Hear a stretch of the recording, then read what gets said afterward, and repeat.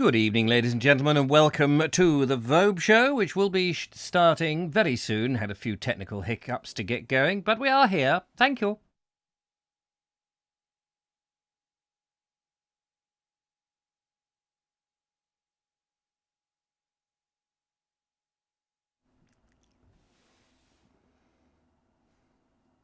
And here we are, live and direct to you on the other side of the screen, and me this side of the screen, eating ice cream on a nice windy morning. No, that's all a lie. It's 8 o'clock here on Wednesday, the whatever it is of Thingamajig.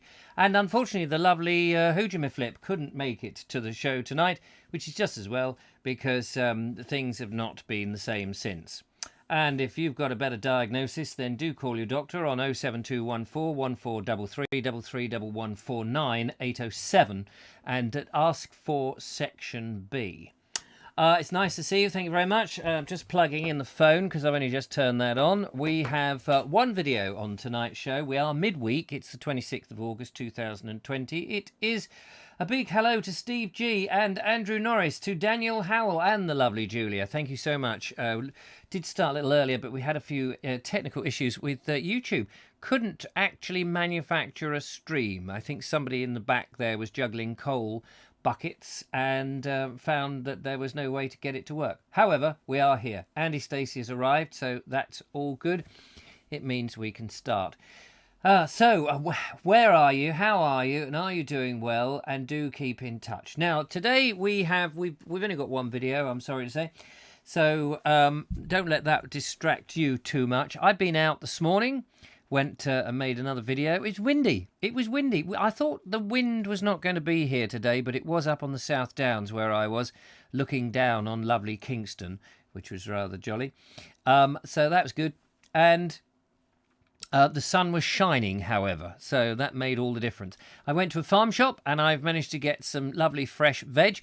And on Friday, ladies and gentlemen, on Friday, I have got Riverford's veg box coming. Riverford, the vegetable people, you may have seen their vans driving around delivering veg boxes all over the place. Well, I am going to try one. I've got a veg box that I bought today from a farm shop, or rather I bought some vegetables and the guy very kindly put it in a box, and I made some nice soup with it, and the soup was vegetable broth soup, which was absolutely delicious. I enjoyed that very much. And I took a photograph of it, which I can't really show you. Well, I can, but I can't bring it up to the screen, unfortunately. Hang on a minute. I can do it this way. And so what I'm interested in is finding out with the Riverford's veg box exactly how much you get in a small veg box, which costs about 12 quid, and what you get into a veg box that was £11 from a farm shop. So here, I'll have a look at this. I don't know whether that's in focus. You probably got the... is that focusing? Come on now, focus. Where's my finger? If you can focus on my hand. There we are. You can focus on that. Probably can't make head nor... Let me straighten that up. Get rid of that. It's very difficult to do that. And up. So I got some butter in there, some carrots, a onion, what is that? A round thing that looks like an onion, some potatoes, a cauliflower cheese, some cherries, and some scones is what I was using. They're very nice cherries, very nice scones, and the broth was delicious. So I got a number of items. I was quite impressed, but it's 11 quid. It's just a lot of money. 12 quid's a bit more, but it is delivered to your door. And the great thing is I know where it has come from. We have a phone call already, so that's really cool. Let's find out who that is. Hello, caller. Welcome to the Vobes show. Hello? They've rung off. Oh, well, that's that then. Do call again if you misdialed. The number you require is 07941235556 607984123332. 841 and ask for section W6. If you forget that, we do have another number, which is 07934746790, which is on the screen as we speak. So, yes, I will be probably doing a video to compare the two. The great thing about the one that is coming, the Riverford's one, is that I know that it's all been grown on a farm.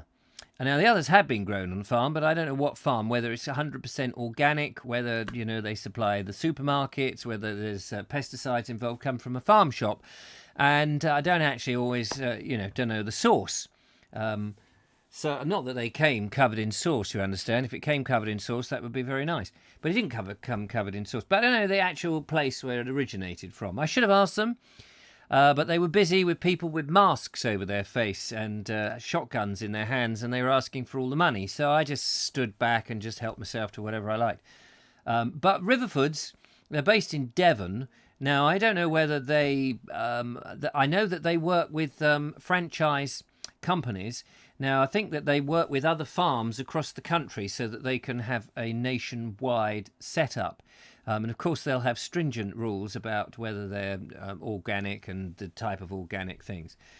So you're going to be paying a little bit more because it's real food, and that's what I want to buy into. That's what I want to try, and see if a veg box scheme is for me.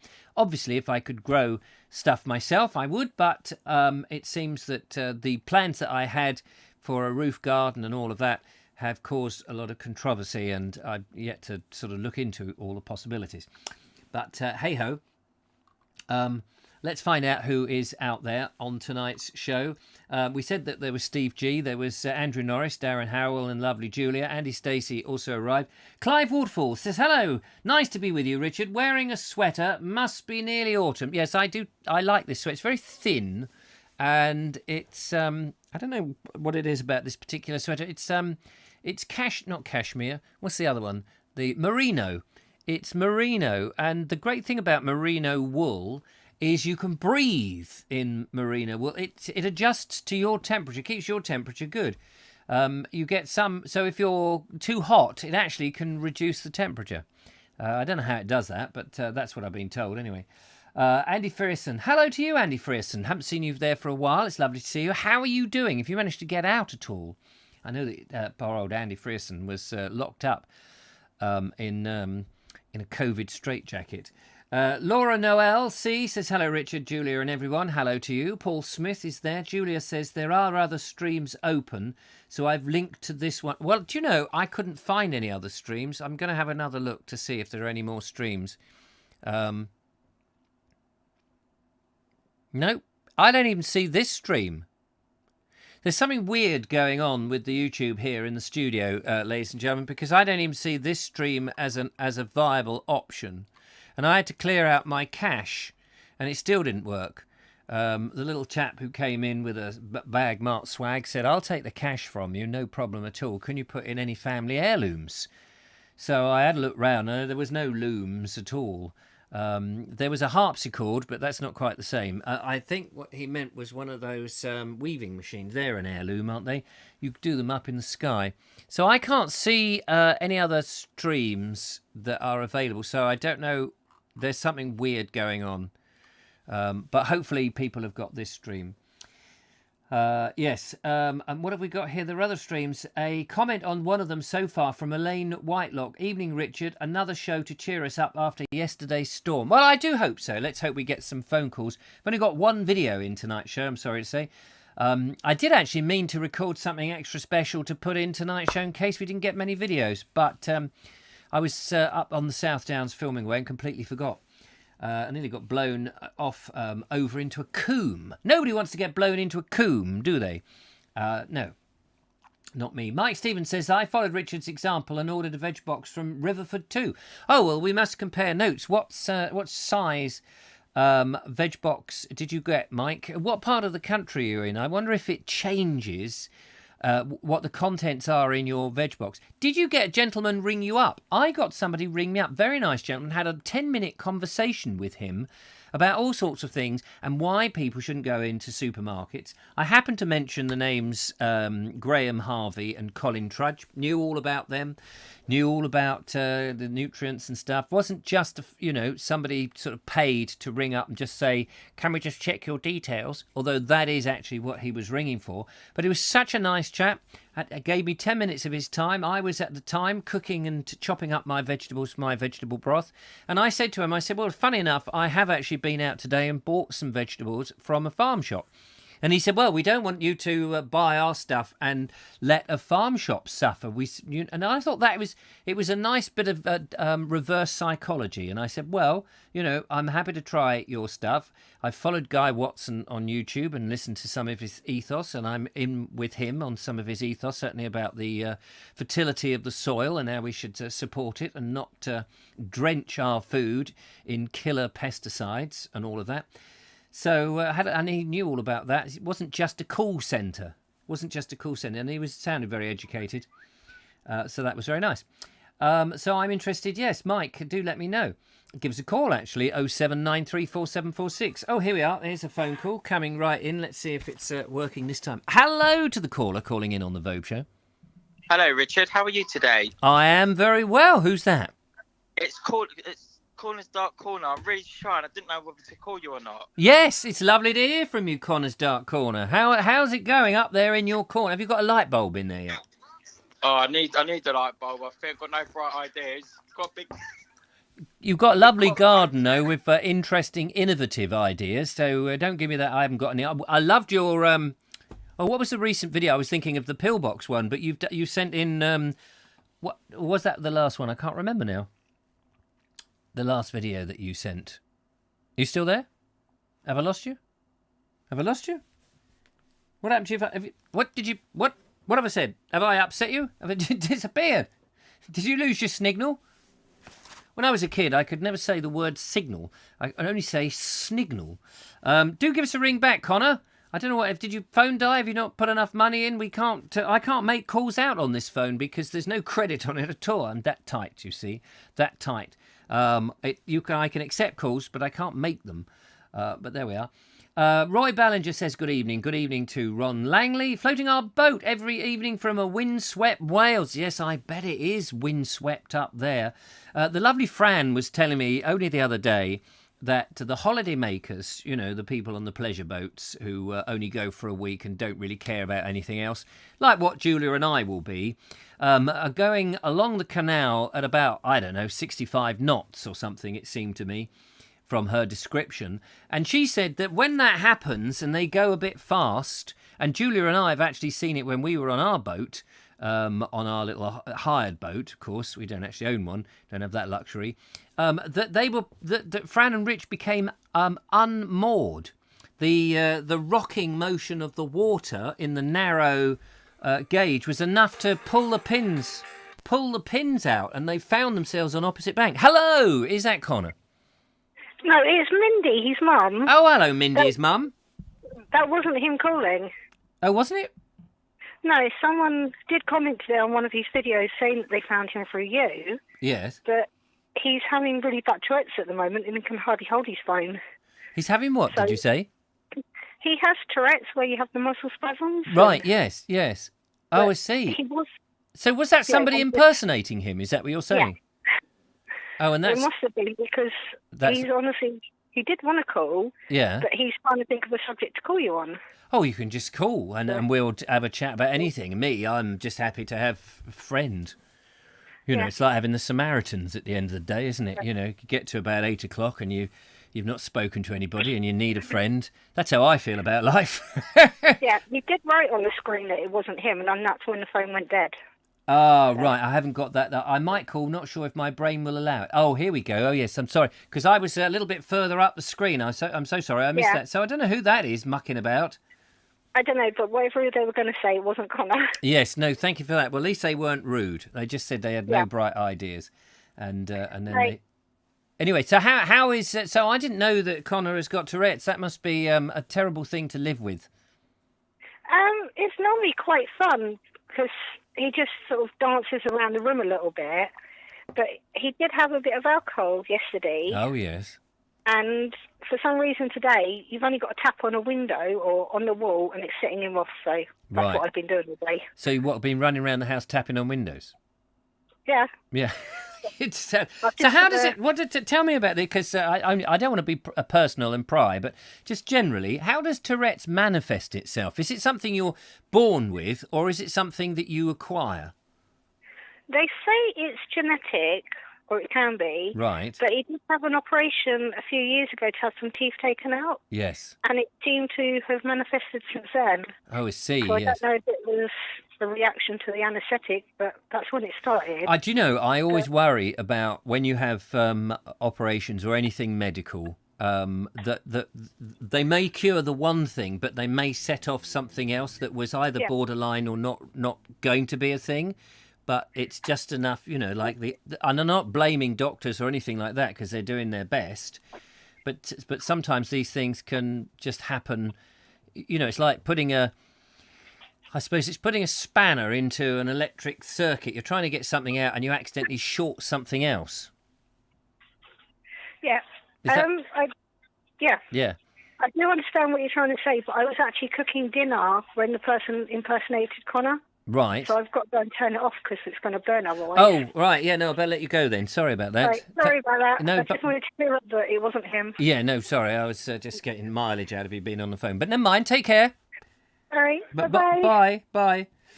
Well, there we are. If anybody else suffers with Tourette's and wants to just tell me how that manifests itself and to talk about that's an interesting thing. I have no idea. I've never had it, and I don't know anybody with it. I mean, sometimes you see people going into shops with minders, I suppose. I don't know. I don't know whether I'm skirting here on dodgy ground, because often I'll say things which are totally inappropriate, and it's because basically I'm a dunce, really. So I don't know, because you see something, but it may not be that. It may be something else. But it's always good to. I've got an inquiring mind, but I wouldn't necessarily have looked that up. But there we are. Connor says that I have hit puberty already. Yeah, good for you. Give it a good smashing. That's what you should. When puberty comes, you want to hit it. Boof, get out of it, because it can be quite worrying. When I hit puberty, it was a strange time, wasn't it? It's always a strange old time because your body's going through functions and doing things. You're going through this development phase, and you're not ready for it. You're certainly not ready for it. I remember when I was at school, all the kids around, when I was at secondary school, I remember this quite vividly. All of the kids at secondary school seemed to be understanding and interested in sex. Am I allowed to say that on YouTube? Sex, or backwards, shall I call it? What is sex backwards? X-E-S. Exus. Is it exus? Exus. Just so that YouTube doesn't flag us up as now being, highly inappropriate. If it hasn't already flagged us up as we're being, or I'm being, highly inappropriate, then, the algorithm is not worth its salt. But yes, all the kids around me seem to be obsessed, and they smuggled in these magazines. You know, the magazines where women take their their clothes off, and people with cameras take pictures and print them. And but they would take these magazines and they would show them. I would be highly embarrassed at school when they thrust this. I didn't know what to do with it. Hello, caller. Welcome to the Vobes Showbie. Good evening, Richard. It's Fran, floating your boat, Fran. Oh, I thought I'd better put you out your misery before you say something that you're going to regret there. Yes, thank you very much. Firstly, I must ask you, are you tethered securely to the side of the canal? Thank goodness, yeah, firmly tethered. We're safe. We're okay. Now, that was fascinating. The conversation we had, you said, and I sort of gave a précis of it just now, but that's the thing, isn't it? People do go too fast, and boats can become unmoored, as you said. They don't realise. I think you've been on a boat. We have to travel so slowly. It is about travelling slowly, but it's a bit of a jump from driving around at 60 miles an hour to going 4 miles an hour on the canal. And I really think that the people that it is generally at the moment on our canal, it is holiday boaters that I just don't think they realise. I don't think anybody intends to cause problems. No. I just don't think they realise them. And they don't realise that they can pull you off your moorings. Yes, I And, suppose. I mean, you look at today's society. We're all used to putting our foot to the pedal, and Yeah. going and just cruising at 70, and thinking, well, that's just a reasonable speed. You know, if I want to go fast, I'll get up to 90. Because the cars these days are just so sophisticated that it Yeah. feels like you're not doing anything when you're going at that speed. And so, if you're on a boat and you're going at 6, 7 miles an hour, if your boat can even do that. Exactly, yeah. You know, unless you've been on a boat for a while, it takes that time to adjust to the pootling speed. It feels like it's painfully slow when you first start, and also when people hire the boats, the boatyard tend to give them an itinerary of where they can go. Yes, that's true. And some of these cruises that they tell people you can do in a week need you to cruise something like 9 hours a day to get round the route. Yes. Which is ridiculous. And people then think they've got to get at a certain point by the end of the day. And then you throw into this mixture a day of rain, and you can't do it. So everybody's rushing, and then they don't see anything. They don't have time to stop at the villages and towns, or just to sit and, in the risk of being a bit cheesy, to sit for, stand for hours and stare at cows. How does the poem go? People don't have time to do that because they're rushing from point A to point B. But, you know.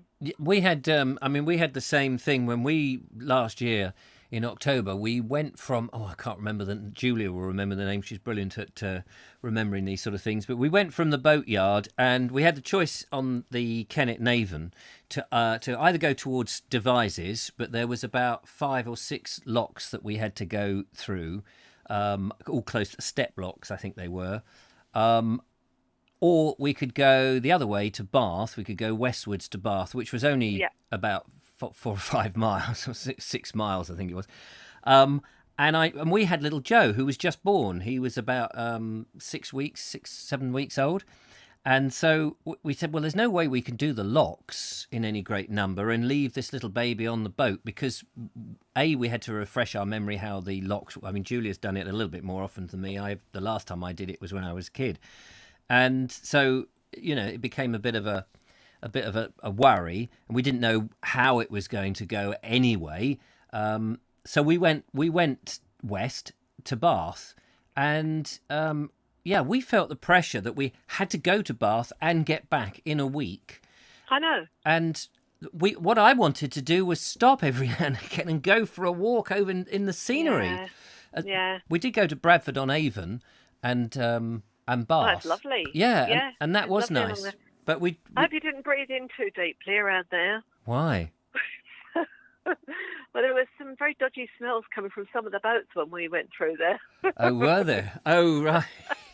People growing their own substances. Is that what you mean? Yes. Yeah, something like that. There were certainly some very interesting contraptions moored up. Colourful boats. Yeah. Yes, colourful boats moored up on the side on that particular stretch that you just thought, my goodness, I wonder how they ever got permission to put those in. I know. I know. Now, where the last video that I saw, because you didn't do one last week, so 2 weeks ago, if I remember rightly, you posted one, and you're on a very narrow bit of canal, bit of thing. Yeah. And you got to a point you said it was barely anybody. And of course, that was, luxury for you. Yeah. Because I suppose it's that time, August. That was on the Montgomery Canal, and that was gorgeous. That was just really, because it's a little dead-end canal, and it's being restored. It's being restored for years and years and years, and it's an ongoing project. But not many people bother to go down there because, of course, the big thing up here is the Punta Casilti Aqueduct, which everybody wants to do. Yes. So they don't bother to go down to the Montgomery arm because there's nothing spectacular down there, although the scenery is quite lovely still, and there's country parks, and it's beautiful. So, yeah, that was lovely. And we've since been down to Llangollen, and we're now waiting to go back across the aqueduct. But we're just desperate to get out of busyness. I think the world and his brother have decided to come on a canal boat holiday this year. I suppose because nobody wants to go abroad, do they? They don't want to go in quarantine. No. I think it's the hire boat companies. They obviously at the beginning of the season had it difficult, and they've made up for lost time now. Yes. And it's it's good fun. It's everybody's having a good time, but it's just we need peace and quiet, so we've got to get out of the way again soon. But so what will you do? Will you go back down the Montgomery just for? I'm going to go back for a week's rest. Go and hide up for a week's rest. I don't know where it is, but somewhere down the Montgomery line, about 4 or 5 years ago, it must be now, and I forget which one it was. There's a lock next to a museum, and they replaced the gates, or some of the lock gates, and they had an open day whilst they were doing this work. Oh right, okay. Where the lock gate, so I don't know how they blocked off the water, but people could go into the bottom of the lock. Yeah. And you could have a look around. And I was filming, so I've got this on video. And I was filming part of my long documentary about the thing, and I was in, which was really, really interesting because when you get that, I mean, that was a deep old lock. Yeah, it seemed to go down and down and down, and I was expecting somebody there to go, "Abbo, welcome to Australia," but they didn't. Funnily enough. But but that was yes, the Montgomery. But it, as you say, it's in restaurant. How do you know how long that you've got that's in water? How long the arm is? How many miles?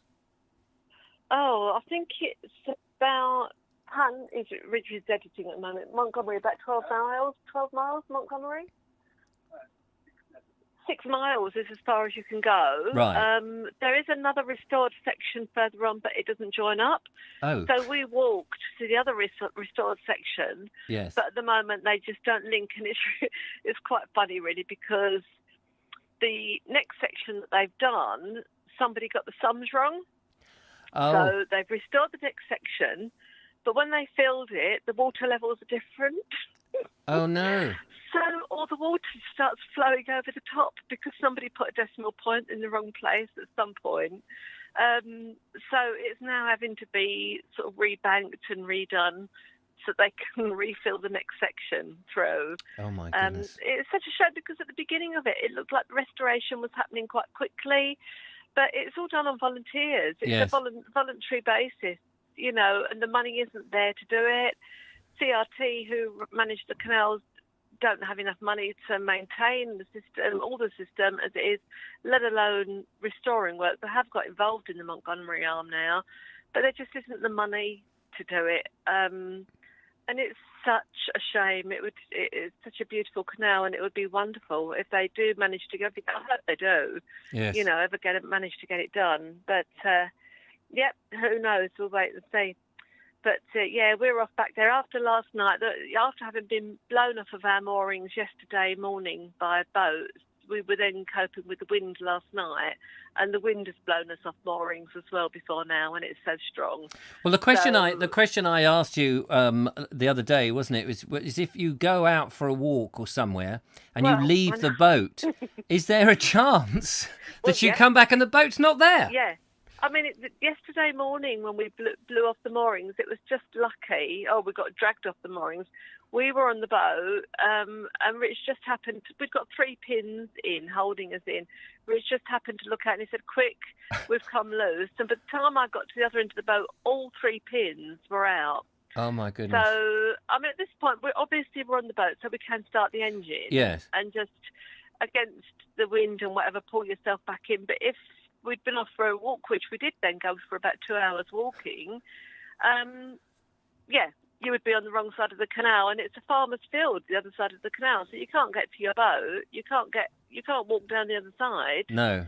It's just a case of if there's another boat, they would help you and pull you back in, or I'd send my lovely man wading across the water to get my boat back for me. I suppose because you've got to remember it. People remember it's not a river, so there's no current. So it's not like it's floated off, 10 miles down the road. And it's only about 4 foot deep. You yes. can walk, I mean, it's not pleasant. No. But it's not.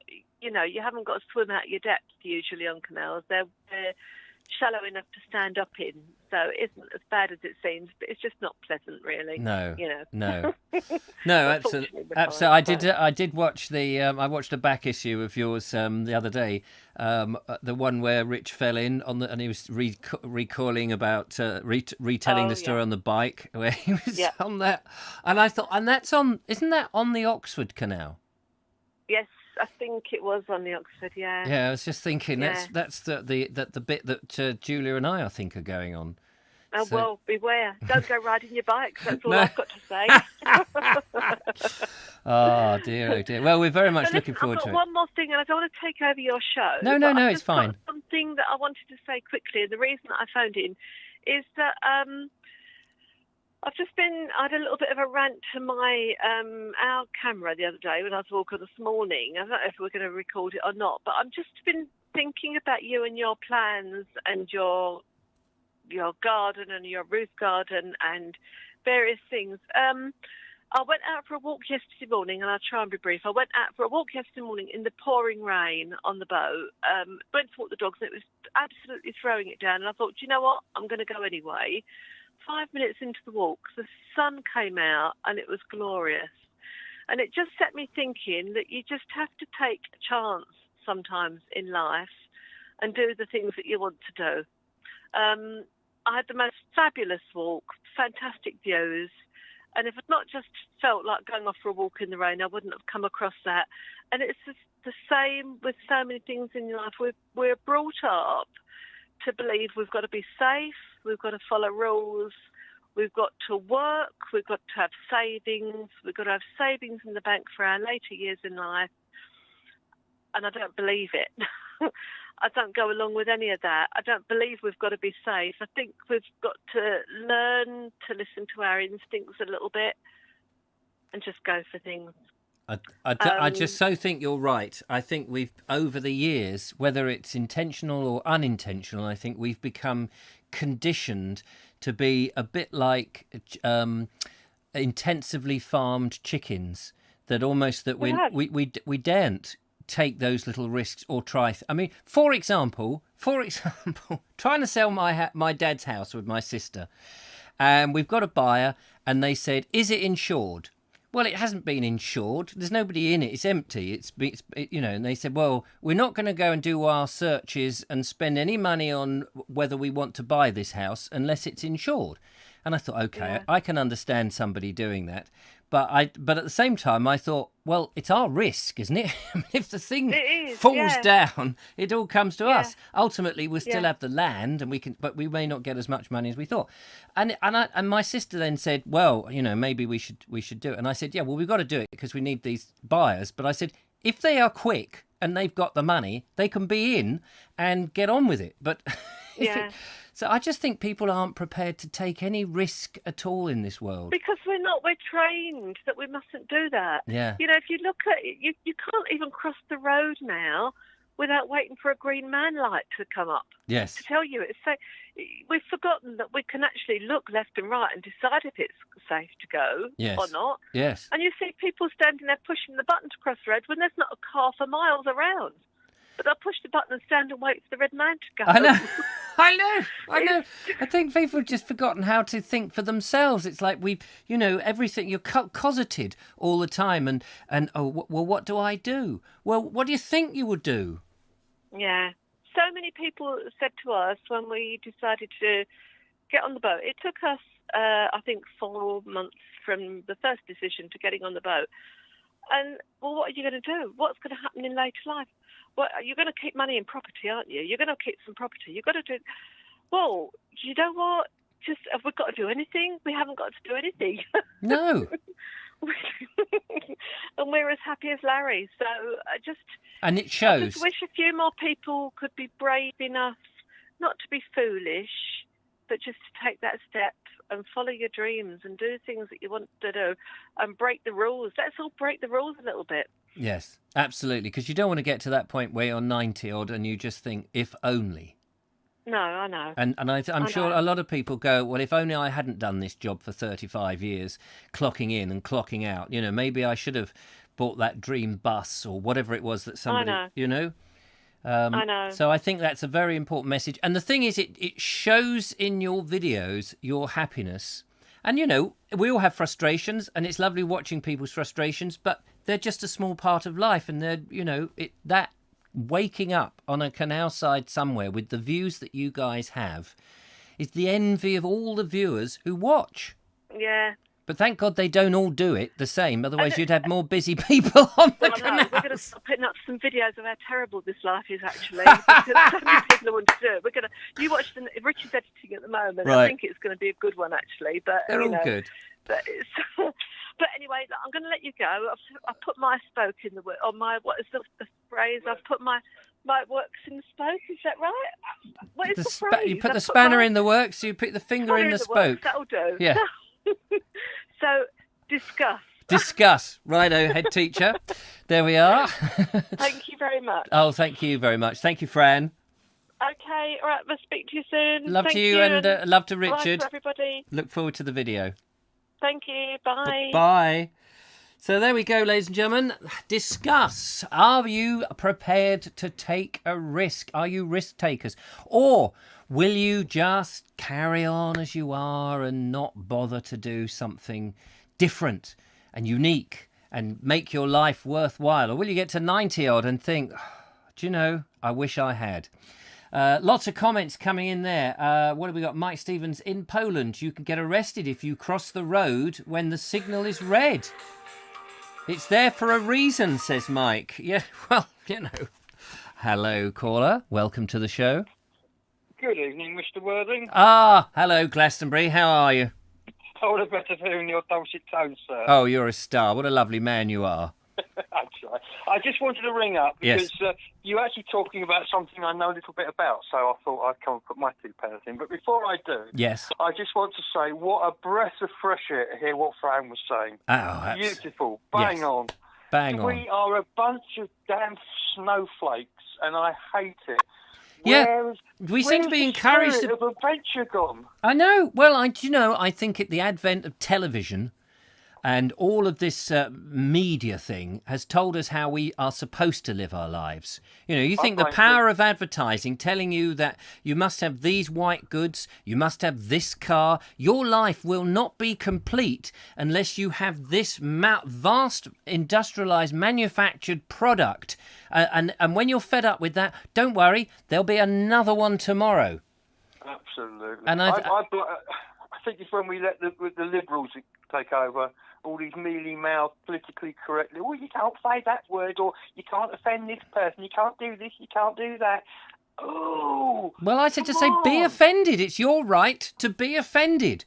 Absolutely. It's like, yeah, that's fine. Be offended, but you don't have to be offended. You could just ignore it, or you could just sort of let it be waters off a duck's back. It does seem a bit odd. But, yeah. I think like you say, you see Rich and Fran on their videos, and they've got something magic going on, haven't they? And they've got something magic going on because they've taken a risk. Yes, They've it hasn't taken just a risk, happened. and it's paid off. Of course, it hasn't. No, that's probably it. hours of deliberation. I mean, they make it sound easy, but it was probably hours of deliberation and thought. But they've gone ahead, they've had the courage of their conviction, they've done it, and power to their elbow.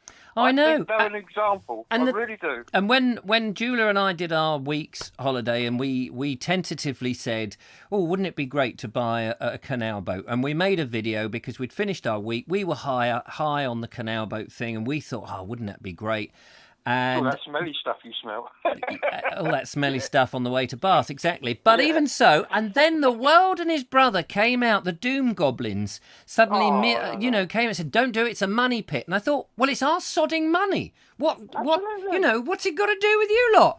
It's nothing to do with its art. And it's like, oh, no, well, we're doing it for the best of it. Oh, no, I think it's... And, the amount of people said, oh, no, Richard, I'd rather you go and get a camper van rather than an... It's like, hang on a minute, it's my life. Thank you. You're getting the same thing with this idea of yours with the land. Oh, if you have a bit of land, I just want to have a bit of land. Oh no, you're wasting your money there. No, you've got to get it into property, and there are the ways of doing it. Isn't it? It's like with this house thing. I think somebody said, oh, I don't think you're allowed to have a house that's not insured. It's like, well, it's our risk, isn't it? It's our risk. Nobody's come round and gone, and I'm from the law here. I understand that this house is not insured. Yeah, well, there's nobody walking on the property. It's private property. None of the bricks have actually fallen down, and if it it falls down, well, so what? We lose the money. We just flog it as land. Somebody can develop it if they want. Or you can go and grow vegetables on it. Yeah, or I'll just dig it all up and grow vegetables on it. That's the thing. Yeah, that pisses neighbours off. Well, yeah, probably does. I think the neighbours are pissed off because the grass only gets cut about twice a year, and it does look like a jungle. But then, you know, If they're worried about that, they need to get more things to worry about. oh my giddy aunt. Well, because there's apparently, you know, every now and again the estate agent rings up and says, you know that there's seagulls on the roof of your house. I said, well, the seagulls on everybody's roof, you fool. It's down by the sea. We live by the sea. And also there's foxes. You've got foxes in the garden. Yeah, well, actually, when my dad was there, his partner used to feed the foxes. So there's been bloody good on foxes there ever, you know, for like 20 years. The difference is that they now have got somewhere to sit in the garden, and there's nobody coming out to mow the lawn and annoy them. Absolutely. So yeah. Anyway, but people like to, you know, people like to meddle. I think what it is, I honestly think it's jealousy. People don't want to see other people succeed because it makes them feel like they have failed. Yeah, I think you might have a point there. You know, if you've got a dream really and it looks like you might do it, I think people want to hold you back not because they really want to hold you back. It's just they don't want to feel like they haven't succeeded. Yeah, I think you've probably got something there. You know, because they're safe. They're safe. Oh dear, I don't want to rock the boat. No, he's going off and buying land. I wanted to do that, old bugger. You know, I mean, look at the would-be YouTube people who want to make YouTube videos and things, and they say, "Oh, I want to be a YouTube star. I want to be a YouTube star. Well, do it then. Get on and do it." I mean, when I was when I used to write for the children's book. Sorry, I will let you speak in a minute. When I was writing the children's books, I would find people would say, "Oh yes, I've always wanted to write, but I want to write a book. I want to write a book." And I said, "Well, what's stopping you? Nothing's stopping you. You just need a pen and a bit of paper and get on with it. Just write, even if it's 20 minutes a day. Just I haven't got the time, you know, and all. I don't think so."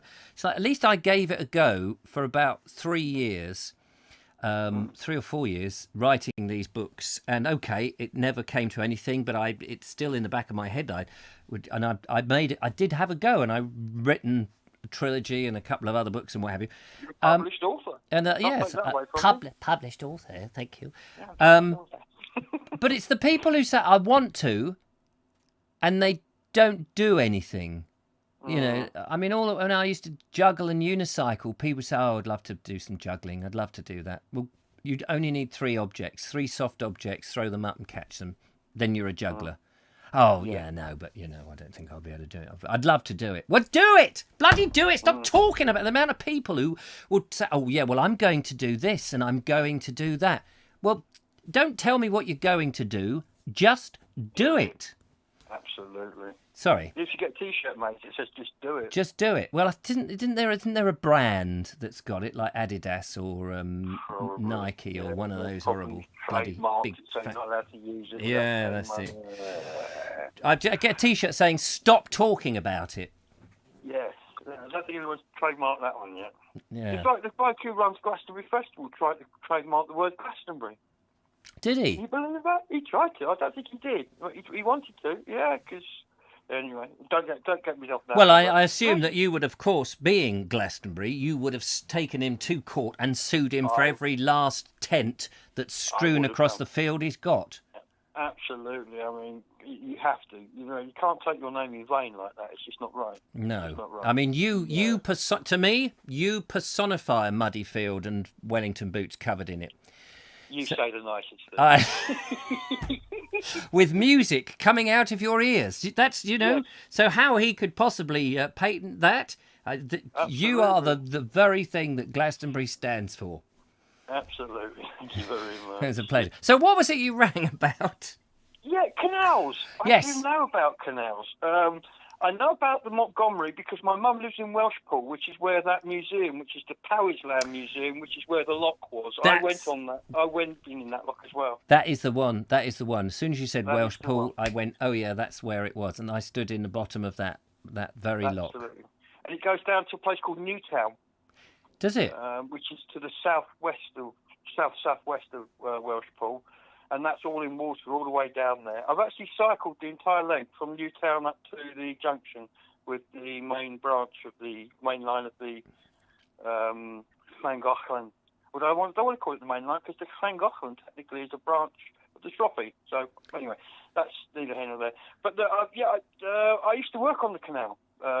Yes, commercially, I years remember ago. you doing the interview with me when we were in that interesting place that I had stayed at. We can't say the name of I it. can't think of the Carl, name. Khan. I don't know. I couldn't think of it then. I hope David's not watching. He'll be going. Well, I mean, the trip boats were a pain in the neck then. They really were. Yes. We used to call them the GRPs. We used to call them noddy boats back then. I don't know if that term still is in use. But I mean, we could get a pair of 70-foot fully laden narrowboats through a lock in about 5 minutes. Because of the way of doing the commercial guys, what they should do, you had a motorboat and a butty. The motorboat goes in first, normally on the left-hand side of the lock, with the butty following behind. Just have to explain what a butty is. The butty is the towed one. Right. So you've got the motorboat or the monkey boat, which has got the engine in it, and you've got the butty. You can spot a butty because a butty boat has a long curved tiller that is, when it's in operation, is points up like a cow horn, and when you park the boat, you reverse it so it points down. They're quite distinctive. You can see them a mile away. Yes. But what would happen is you would have the lock set, and as the monkey boat goes in, you close the gate behind that, and it forces water up the lock and then back down the side of the boat, and that acts to slow down the butty as it comes in. The bloke on the butty's hopped off, and he's got the lock round the rope round the thing, and he's slowing that down. By which time you've got the back gate closed, and because you've got 2 boats in there, you've got the ground paddles open already, because you already have one open to slow the butty down before you even close the bottom gate. So that's got that, and then you've got the bottom gate, the upper gates closed, and then you get the boats through. And then what often they used to do, I used to cycle off to the next one, and they put there's a special knot that you can put around the railings on the gates you're opening, and you reverse back gently, and it opens both gates, and then the knot just drops off, and the boats leave completely automatically. It's marvellous to see it done. I mean, we could get boats through really quickly, and then because obviously we had a distance to do. We had to get from Brentford to Boxmoor by that night. Although we were allowed to work at night because we were working boats, but we tried not to. But you get there and there's someone faffing around in a lock, and you have to start. Because you arrive on the bike, you've got 2 fully laden boats coming down behind you. You have to try and get these people through the lock as quickly as you can, and then reset the lock for the people behind. But I loved it. I was fit as a butcher's dog when I was doing that. It was excellent. Those And butcher's dogs, they're very fit, aren't they? Those butcher's dogs. Oh, they are ever so fit. But I'd love to go back on the canals and do that all over again. Yeah, well, I didn't quite understand most of what you just said. I thought for a while you were talking a foreign language about these knots and the paddles and the butty and the butcher's dog and a sausage in the butty. Was there any lettuce and lime juice and all of that stuff? But I'm sure it made sense to somebody. So that's the main thing. But 5 minutes in and out a lock, I mean, that's swift going, isn't it? Oh, it is. Yeah, It is. yeah. But it's Did you ever an orchestrated performance, if you like. And an orchestrated performance is a craft in itself.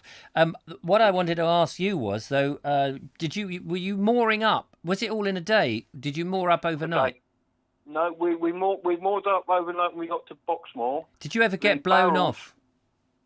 No, because we weighed so much when we were fully loaded, it would have taken more than a trip boat to knock us off our moorings. Yeah. Because I mean, we were quite low in the water. I mean, the gunnels are the bit which is the bit that stays above the water when they're fully loaded. Normally on boats like Bridge and Fran have got, that's way out the water.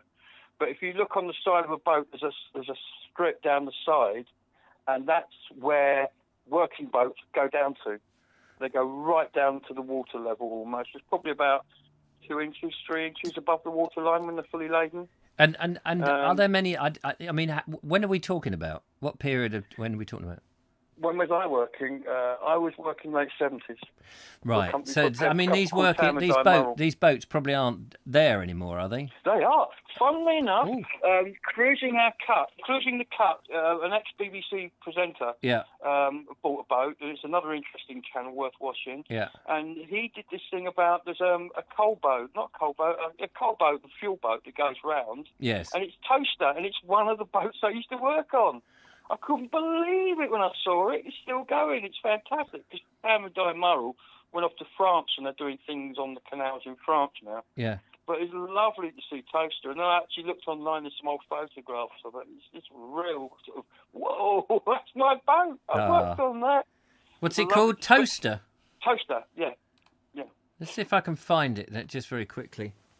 Is it on one of Google Images or something? It's Towcester, Toaster, not toast as in... All right, Towster.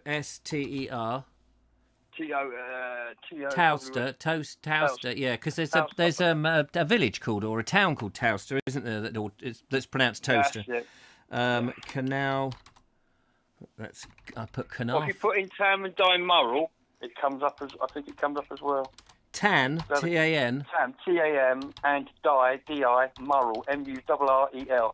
Based out of Balls Bridge, they were. There's a place that you want to be coming out of. Balls Bridge, isn't that? That sounds fantastic. Hang on a minute. I'm just going to... Images for... They're coming up now. Here we go, ladies and gentlemen. I'll just switch you to the internet cam. Is this... Where's the view image? Oh, that's another tiny little thing. I want a bigger image. Let's have a look. Is that one? Waiting. Oh, yeah. D&T boat. Sorry. Oh, this is... See if that's it. I ain't got my glass on. I can't see what you're doing. Oh, well, I can't see what I'm doing either. Tam and Di Murrell's boats, yeah. That's in France, that is now.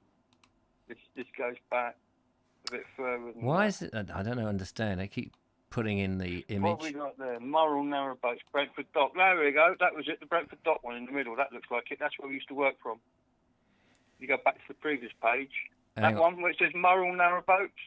Yeah, there's one here. I don't know what that's a yellow and black thing that looks like it's decrepit. Yeah, that looks like it. Is that it? That's what they used to look like. Yeah, I mean, they were working boats. Yeah. No, I realised that. It's and it's got an S-shaped what's the name with what looks like a barber's pole on the tiller that's there. The monkey boat. That's a traditional tiller. But Yeah. as you can see, it's quite low to the water. That one. Yeah, that's got weight in it. Wow. Because when they were light, they stayed down at the back end, but the front end used to stick up quite a long way. They're great boats. Great boats, and built to last as well. Well, clearly 70s. How long ago is that? That's what 40 years Well, they ago. were old then. I mean, they weren't new boats. In fact, that's them there. There they are. Yeah. There we are. How about that? Well, there we go. Trip down memory lane. Memory lane, yeah. We like a bit of memory lane. Yes. Oh, wait a minute. Here is a black and white. I wonder if this is even older. It's got photo bucket written all over it, but that looks like in there. I don't know if people can make that out very easily, but there looks like this. That's us at Brentford Docks, and there's that looks like the lime juice there all lined up. That's what we were carrying. Oh, is it? The barrels. Yes. That's us. That's when I was working there. That's back in the 70s. Well, I'm now, blowed. all those barrels used to come up. They came into Tilbury Docks. Yeah. And then they'd come up the Thames on a lighter. And they'd be dumped on the quayside there, and we'd just chip away at that load until it all was up in the other place, up in Vauxmore. That's it. Amazing. Isn't it amazing? Yeah. Makes me feel old seeing it in black and white. Yeah. Well, I at first I thought they were really old pictures, then I looked at the houses and I thought, oh yeah, those houses look like 1940s houses in the background, 30s houses. Or 50s houses, something like that. So, yeah, 70s. Wow, how about that? Well, that could be you. There's some little blokes in the background there, but it could be you. And of course, they had the proper engines. It had the proper engine. Dunk, dunk, dunk, dunk, dunk. Now I know that Rich and Fran want one of those. I have heard them say that. If you could get that as a ringtone, it'd be great. Dunk, dunk, dunk, There dunk. is a It's video. about it. There's a video. Oh, hang on. Stay there because I've got a video. I've got a lovely bunch of coconuts. Hang on a minute. Hang on. I'm going to show you. No, that's not what I'm going to show you. Gone onto the wrong You thing. haven't got to put up with one of my videos tonight because I haven't done one. Let me just do this. Search Abingdon. Now, which one? Oh, yeah. Wait a minute. Abingdon, the remaining buildings. I think... Or was it Abingdon Army? What was once there? I think this is it. Hang on. Let me just see if I've got... Here it is. There is a While boat... you're doing that, I watched your Gloucester Cathedral. I've got to go and see that amazing building. I didn't realise what an amazing cathedral that is. Here we go. Here is a little... It's just coming up. Oh, look. Let me see if This is the Thames. Fantastic. And if this has got the. the name suggests, Abingdon on Thames. And so this Oh, would is that be the only main shot? way of bringing, your stone There it into is. the abbey. Your goods could come and go from the abbey. Anyway, that was that was one of those old boats with the pucker engine and the smoke and the bloke. Proper exhaust fumes and everything. Yeah. That poor guy now is probably in an intensive unit somewhere, suffering from lung cancer. But he's satisfied the soul of many people going past with that chugging engine. If you're into You have canals. to light it up with a blowtorch before it could start it up on a cold morning. Literally, you know they've got blowpipes. We had a blowtorch. It was fantastic. Anyway, listen, I've taken up too long. Yes, no, you have. But we've loved it, every last minute of it. Thank you so much, young fella, my lad. My pleasure. And Look forward to doing some more work with you. And I've got some more films coming. I've got a nice tree one coming. I'm going to the Abbey. Next door, where they've yes, got yes, loads yes. and You loads of said trees. I'm looking forward to that. Looking It forward was to. going to be once a night, but I didn't like it. It wasn't good enough, so we shot it. Oh, excellent. Take care, young Glastonbury. Andrew, my fella, lovely talking, and have a good show. Thank you very much. Ta-ta for now. Bye. Bye. Bye-bye. There we go. That was Gabriel, as indeed you heard. Language, GG, my children listen as well. Sorry about that. Do it while you can, because tomorrow may be too late. Yes, that's people talking about, are you taking a risk? 48 years married to the same amazing man, says Dawn Coping. Days of Yore says, is that Dunlop green flash line? Oh, I don't know what that is. I enjoy cruising the cut, says Alan Sandel. Paul Smith says, Days of Yore, green flash, that's going back. Floating our boat. Whoa, lovely boats. Let's find out who's calling in. Hello, welcome to the show. I'm wound up like a coil. Oh! Like a coil, I tell you. Who are you? We like wound up coils. It's Sean from London. Do you know? I thought it might be. 7:30, I thought, right, he'll be on at 8 o'clock now. Yeah. I'll go and buy some ice cream, Yeah. some custard, Yeah. maybe a jam finger. A jam finger, nice. Couldn't find my shoes. Oh dear. 8:10, I thought, sod this, I'm putting on somebody else's. So I just put on a random pair of shoes that didn't fit. Yes. Hobbled over, got my custard, came back. I found my shoes in the shower. What? Where? How? So now I've eaten, because of the madness of it all, I've eaten a whole tin of ice cream. Oh dear. That'll be you doing the early morning marathon tomorrow then. Yes. But yesterday, I had some raised beds delivered to my allotment. Right. So I thought, being a good influencer, I'll take a picture. Yes. Put it online. Yes. First comment is, well, they look expensive. It's like, what if they are, and what's it going to do with you? Oh, see, yes. No, absolutely. So first thing was that's the thing. It's people criticize. I find it weird. Do you know, I was saying this to Julia, and I'm not sure that she quite understood what I was getting at. I really don't. If I'm commenting on somebody else's post, on somebody else's, not my own, not in answer to somebody, but if I am, and it's very rare really, mostly it's a positive thing. I don't see the point of saying when somebody's put, especially if it's a video or a picture or something, and then saying something nasty or critical, because I just rarely bother. Unless it's somebody who I enjoy and I support. But when I put something up, people would just immediately just think, oh, it's all right to say something derogatory. Like back in the day, if you wanted to say something bad, you kept your mouth shut. Yeah. If you haven't got anything good to say nothing. I put on very speedy service, placed the order Friday, it's turned up, and I'm impressed. First comment, well, that was expensive. Well, so I put, or you could see it as an investment. Yes. And then they were like, well, very true. Yes, and on what basis is something expensive? What is Well- expensive to one person? I have a very flashy yacht that I keep in the south of France. Well, the twist. I don't actually, but even if I did, it's like so. Well, the twist is the raised beds I've bought. I've got 3 raised beds, Yes, and they are £170 each. right. So that is expensive. But me being who I am, I've got a following. I got them for nothing, but that doesn't matter. Right. Oh, okay. So they cost you nothing. So who cares? But even if it's £170 each. But I would have still paid £170 if I had it. Yes, because as you say, it's an invest. I mean, if you're just buying something for the name of the brand, so that you can, your neighbour and go, oh, you've got a so and so, whatever a brand is. Well, that's one thing, isn't it? Because people do that. They buy a.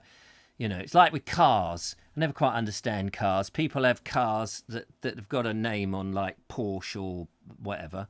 And it means nothing to me. It's like, well, is it reliable? Is it cheap? Will it get you from A to B? And is it likely to conk out? Somebody said to me once that people in Britain buy cheap and they buy often, whereas people in France buy expensive and they just buy it the once. Yes.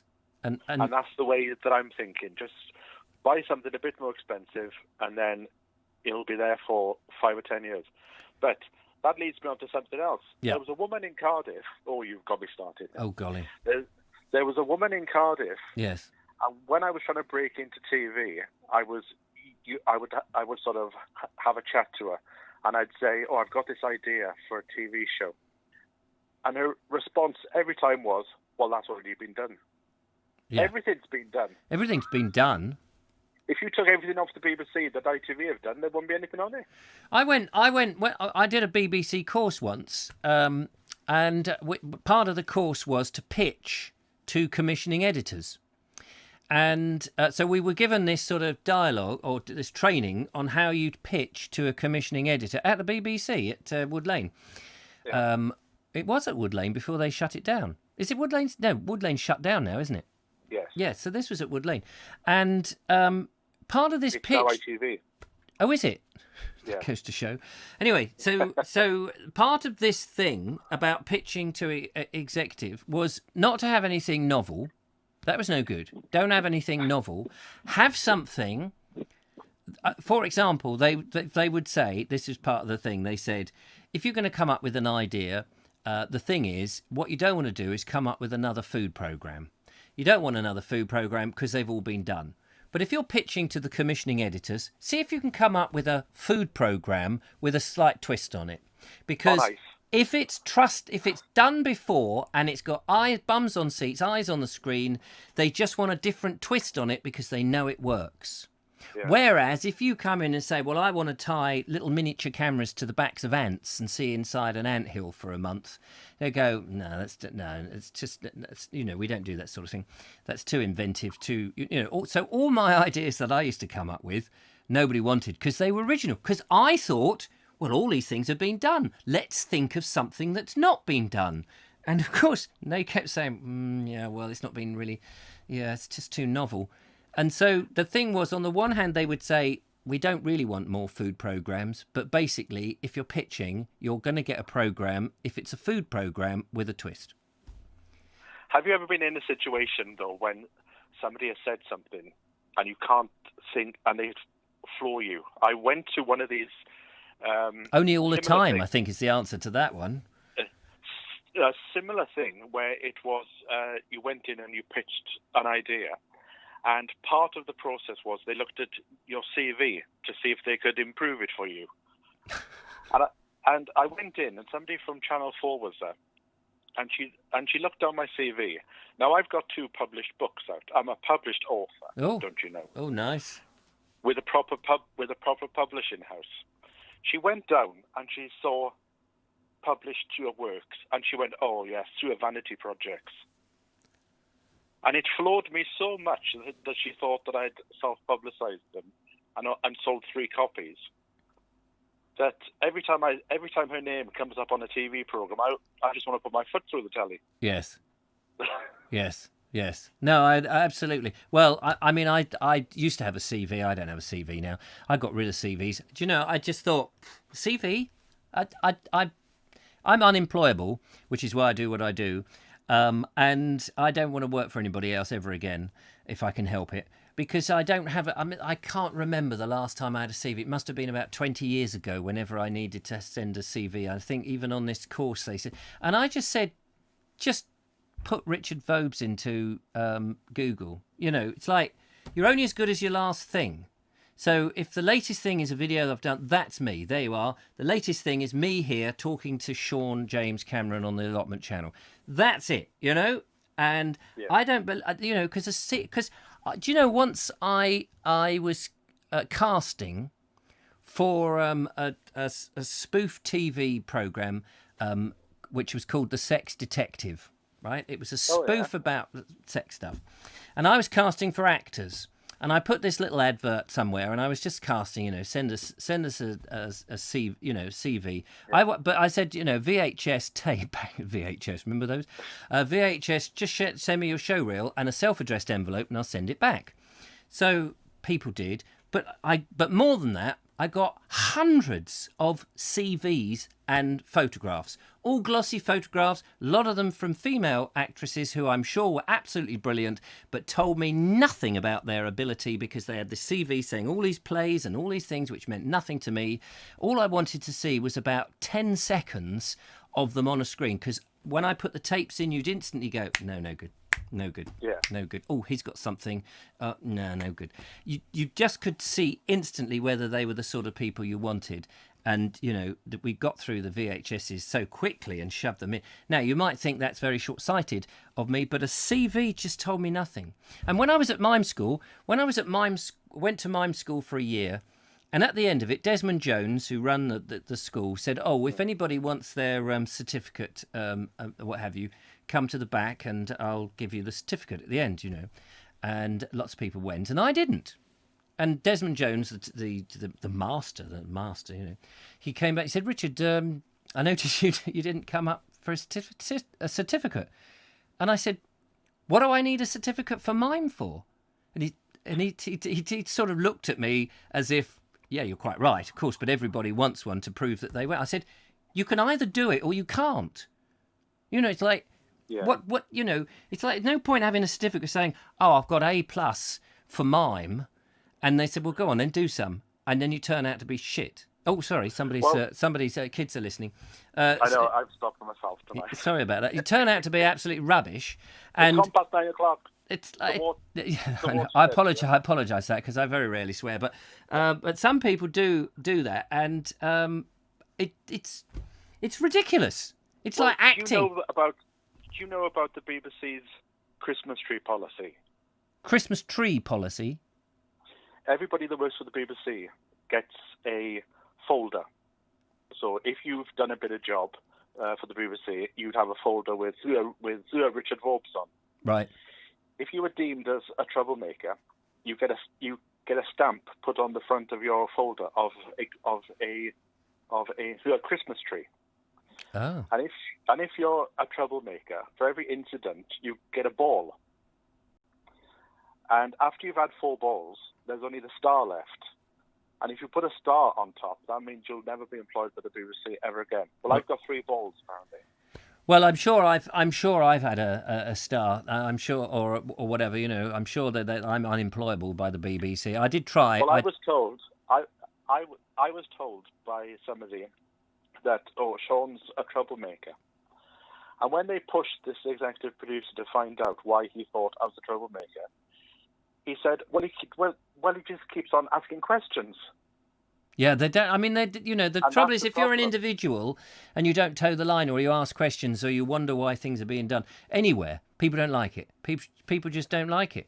And I think in the industrialized creative industries, yeah, the factories of stuff, you start to. So I think.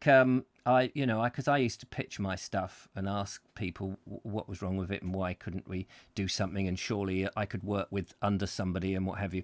And at one time I was made I had a mentor on this course I was talking about. Oh, we yeah. were supposed to be I was a given. mentor, and you walked off. Yes, I was given this mentor in history, and they did all these wonderful history things, and he refused to talk to me. Oh, well, the mentor I had at ITV said within the first 2 minutes, I don't want to do this. I'm not going to do this. So Yes, I think again it was a policy that the BBC had that on this course that somebody had come up with this idea and we'll give them a mentor, and then when it actually happened, it's like, oh crikey, we've got to be these mentors for these nonces coming in who don't know the first thing about it, and we're busy. We've got all our programs to make and what have you. So he obviously didn't want to do it. And when I pushed and pushed for this, because at that point I wanted to get into television. I don't now. I wouldn't do television if you asked me to do it, because I think it's a horrendous industry, but I think this is much better. I mean, it's harder work, but it's much more joyous, and it's real, and the people are real. And if you upset people, you upset people. And I remember somebody. I was at Chelsea Flower Show 5 years ago, and I was talking to a guy from the BBC, and he was laughing at a YouTuber who was interviewing people, and he said, "Oh, look at him over there, thinks he's the bloody BBC." Yeah. And I said, well, he's the one that's laughing, because I know for a fact he's on £5,000 a week. Well, this bloke's face dropped. Yes, there you go. I said, he's making far more money than what you did. And because I'll start to wind up now. But I was at a meeting, because I worked on Good Morning Britain, and I knew it was time to come to an end, when I just banged the table and said, can I just point out, we're making programs so the mothers can put their kids in front of the telly so they don't have to deal with them for 20 minutes. But then I knew it was time to leave. Yes, probably. Anyway, lovely to talk to you. Thank you, Sean. All the best. Take care. Calm down now. Yeah, good man. Bye-bye. Bye. So there we are. That was Sean. I think we better play a video. We've only got the one, but let's take a little break here at 9 o'clock, an hour and 8 minutes into the show. Elfwald, I beg your pardon, Edwolf. He's sending a video, and thank goodness you have, because it means I can go and put the kettle on. But that means you guys will enjoy something other than me ranting and talking and saying a load of old nothing. But thank you to the phone call so far. Edwolf, let's have a look. Elfwald, beg your pardon. Here it is. Let's see if we go into the music box. The music box that we call videos. And in this one, it's Elfwald. And a fascinating video, and to be honest with you, I've immediately forgotten now. This is where I've been thrown, but don't worry, it's all in the intro. Thank you so much for sending this in, really appreciate it. Here it is.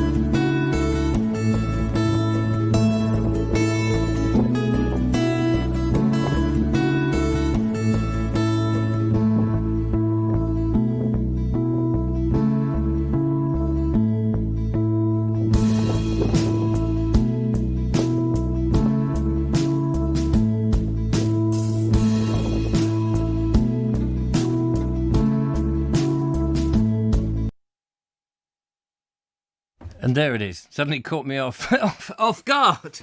I don't know why I whacked the headphones on. Just whack. Oh, suddenly stopped.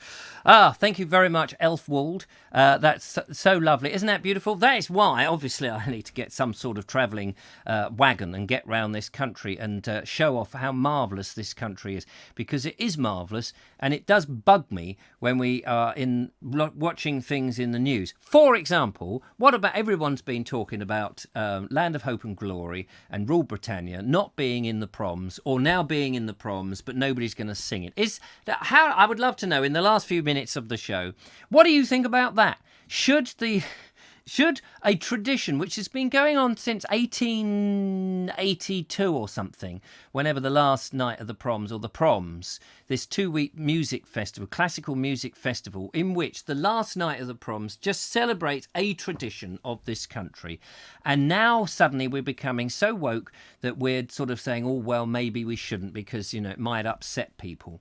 But golly, if you've had your house painted green all your life, and it's your house, and it's green, and you love it by tradition being painted green, and it's been perfectly fine for 100 years to be painted green, and your neighbours change, and they say, oh, do you know, we don't like you having it green. I think green's a bit offensive. It's a colour of grass. We don't really, because people cut grass, and we don't want the association with people cutting grass.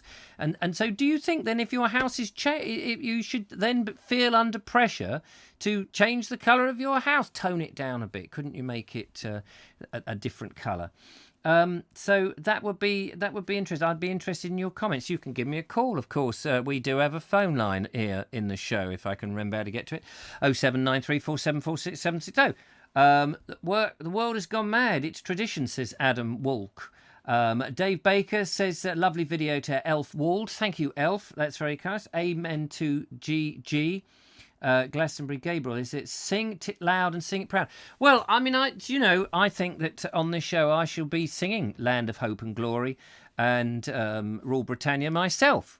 Obviously, I can't play somebody else's version of it because when I did that, we had a bit of problem with YouTube. Mike Stevens says it's absolutely nonsense. Of course, they shouldn't ban it. The brother worked at the Ludden Railway, says Eswold, the railway station. How lovely. Think they should sing it at the end. Apparently, I didn't know this, but apparently that in order to go to the last night of the proms at the Royal Albert Hall, you need to have gone to at least 3 performances, or I think it's 3, already, to show that you are a regular goer and that you support the thing. So the last night of the proms, although it's televised, this year I know is different because of COVID, but generally you have to have the stubs to prove that you have already been to various concerts during this festival, because it's a celebration of those who absolutely love classical music and love the whole proms, which is a British thing where we go here, there, all around the world and get people in from different parts. But it's a traditional thing, and it's our British festival. And I understand that's what you need, a regular promenader. That's the term. Thank you very much. Always the same bonkers ones in the front row. And it's just a tradition. It's nobody else's business to tell us what we can and what we can't do. Whose business is it? If again, it's in an enclosed space, of which people who want to sing certain songs can sing songs, offending nobody.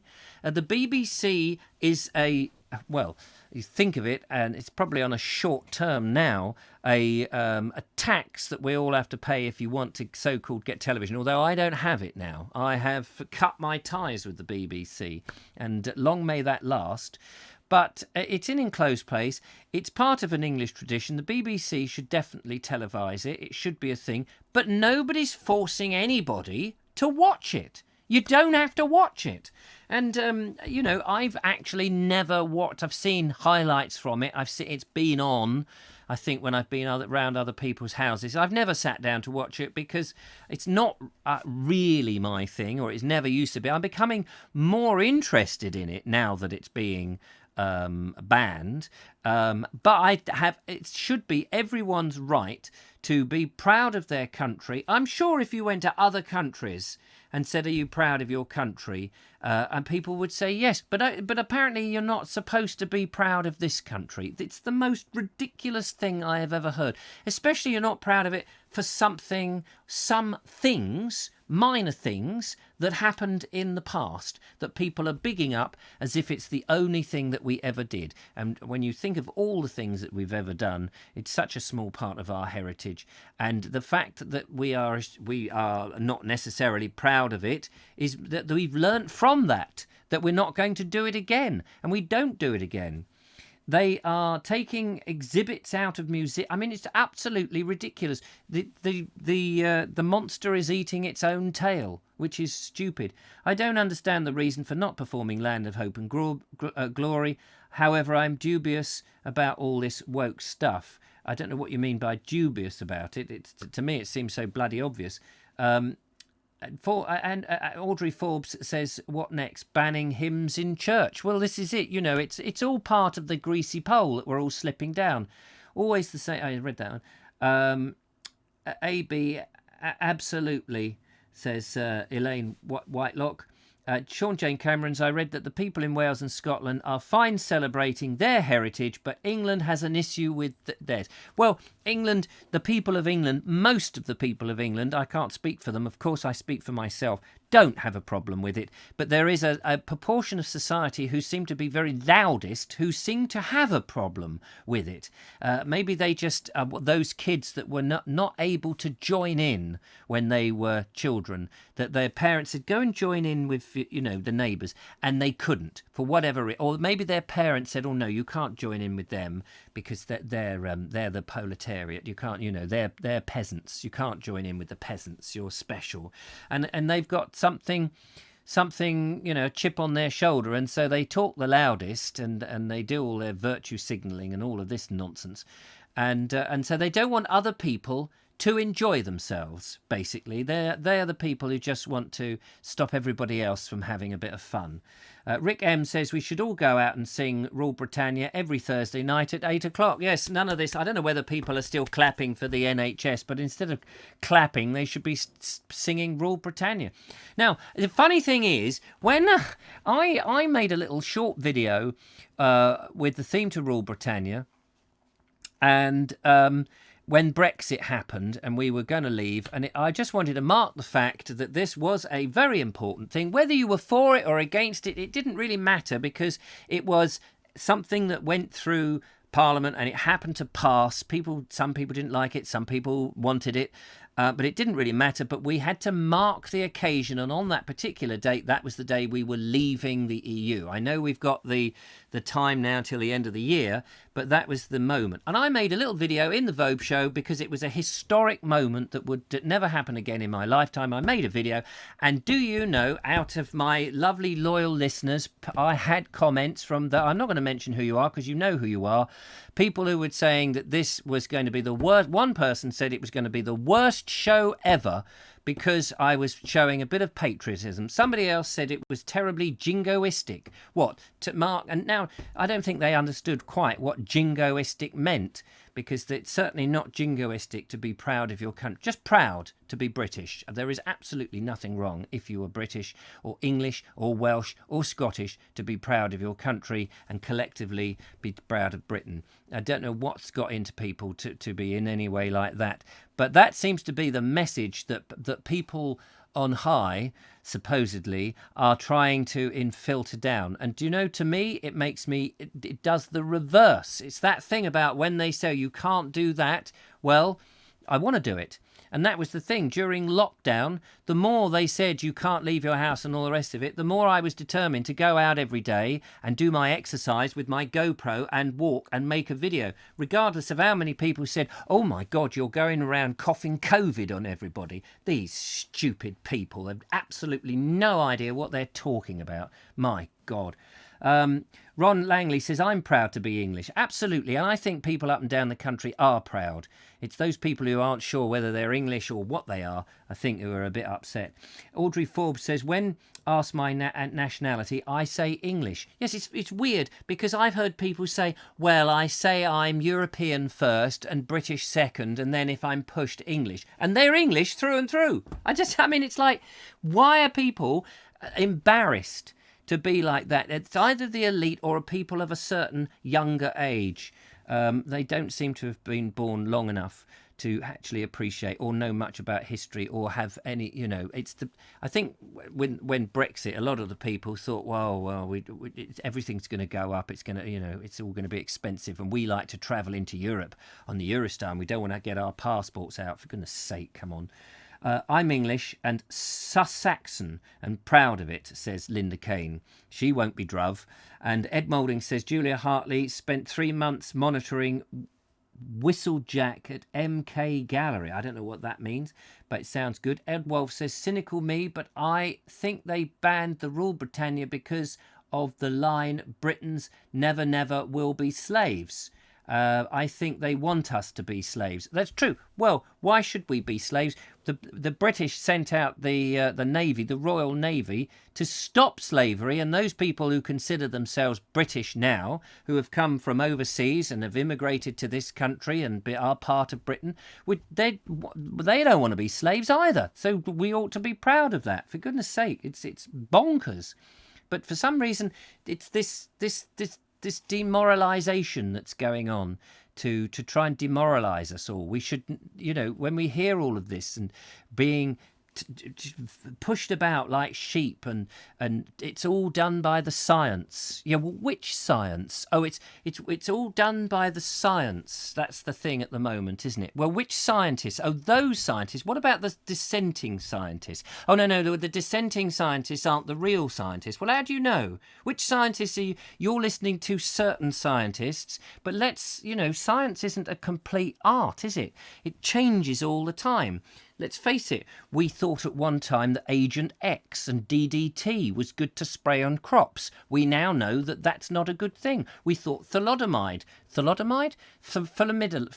you know what I mean, the stuff that made the kids have the elbows and the thalidomide chilled. We thought that was good. The science said it was perfectly all right to give that as a vaccine to the mothers. We discovered that wasn't the case. Science is not a solid thing. The opinion of some scientists is not the opinion of all scientists, and if we only listen to some of the scientists because it suits the narrative, people are just not thinking. They're not thinking, oh no, the scientist says it's okay. Some of them do. Not all of them. Go and hunt for yourself. Use your brain. Ernie the Milkman says, Andrew, a great man he was. I'm sick of box-tixing snowflakes, says Audrey Forbes. Stephen Ruff says, I'm English and proud of it. Gabriel says, hear, hear, Audrey.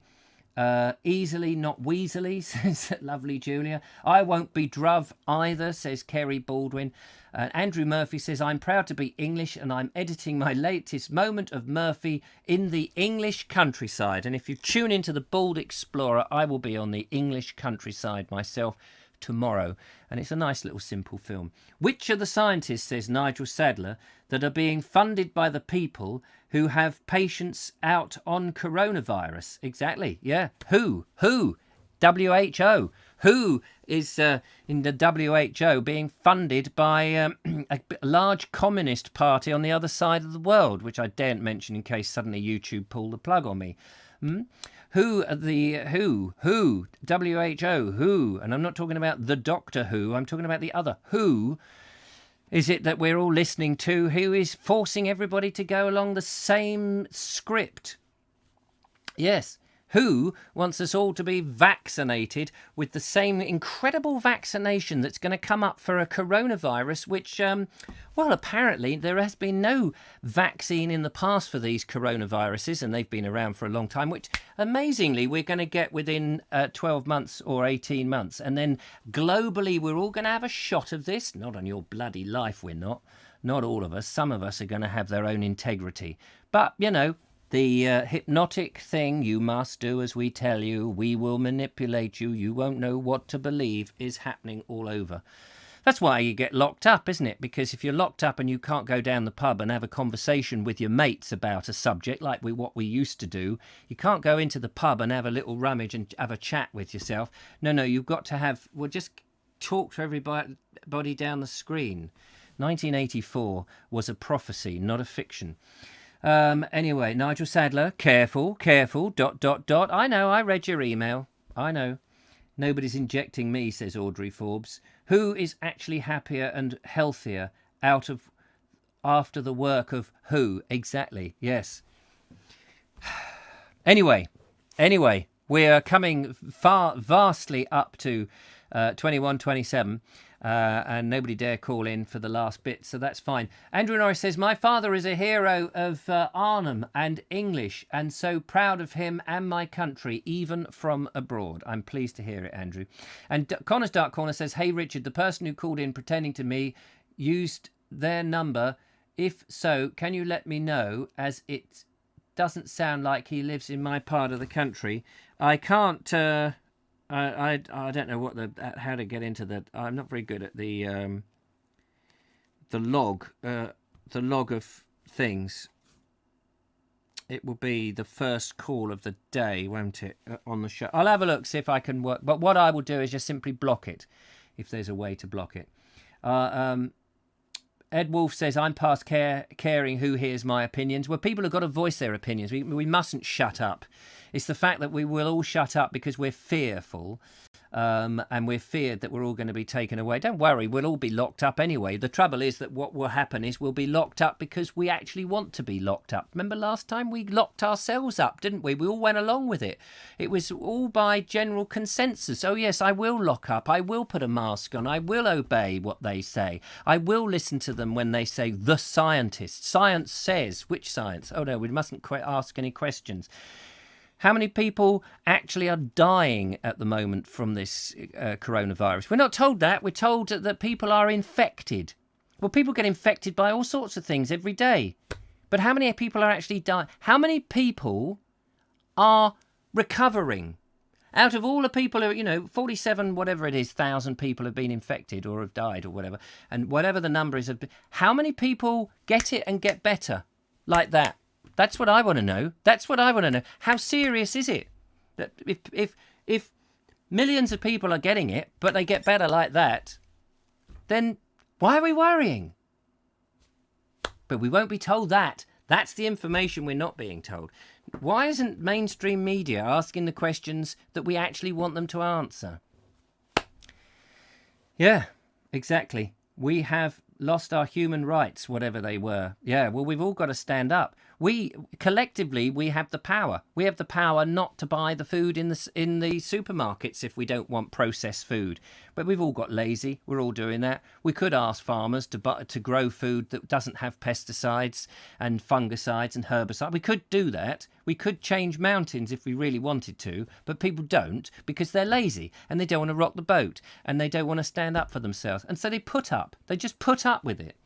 Mike Stevens says, if you had a cold, you test positive for COVID. There you go. You see, I mean, most of the people who've died may have died with COVID. And I think somebody said that this was a mortician who was being interviewed. And he said, yes, in all the interview, a lot of people died with it. They may have got better from it, but when they died, it's marked down that they had COVID. So it's counted as a COVID death. So they may have got COVID 6 months ago, got better, no problems whatsoever, had a car accident, but it's marked down as a COVID death because they had it. That can't be right, can it? That can't be right. Let's have a tub of Ben and Jerry's, says Nigel Sadler. Yeah, let's have a tub of that. Why don't we? Or a Yorkshire tea. That's always good for you. Because the media is full of the old brown stuff. There we are. Anyway, I'm probably going to find somebody knocking at the door. If you don't hear from me for a while, it's because somebody is indoctrinating me with something, or I've been disappeared, or I've had a nasty... Perhaps poisoned. That seems to be a particular good way of getting people and then making out, well, no, it's not us. You can't tell us what the poison is at the moment. So there we are. Anyway, enough of this gay banter. If I can use that word in an old-fashioned sense as opposed to the modern sense. I'm talking about the sense from the 1940s, by the way. The whole country's gone mad. We've all gone mad. I've gone mad. I wish I was mad, but unfortunately I seem to be one of the most saner people out there. Anyway, thank you so much for watching. It's been absolutely wonderful. Thank you to Elfwold for the videos. Thank you for the phone calls. Thank you for Judith and for Julia for moderating. Somebody needs to moderate me, clearly. Don't worry, the government will soon. And if not the government, some non-faced multinational will get hold of me, I'm sure. Adam Wolf says, you're so funny. Thank you very much for that. Let's hope it's all just a bit of humour. It's all said in jest, isn't it? None of it's true. None of it's true. I lied about it all, officer. And oh, what fun we had. So there we go. Do take care. And if by any chance you're feeling a little bit generous, because this is the only way I make some money, I do have a PayPal account that you could help fill up. Thanks to Fran and Rich the other day, who very kindly made a lovely donation to the cause. You can check it out on www.baldexplorer.com. There you can make a one-off donation or become a regular contributor, which is very nice. And I will continue to do these shows, continue to upset the apple cart as and when. And I hope you will join me on the next one, which will be on Friday. And the lovely Julia is here to bring us a little bit of glamour and beauty onto the show. And I will try and behave myself. Until then, it's been so wonderful. Thank you so much. Look after yourselves. Take care. Keep your thumbs up. Keep your chins up, keep your pecker up. Don't do anything I wouldn't do, which these days is not much. And look after yourself. Until then, I bid you farewell. Bye-bye!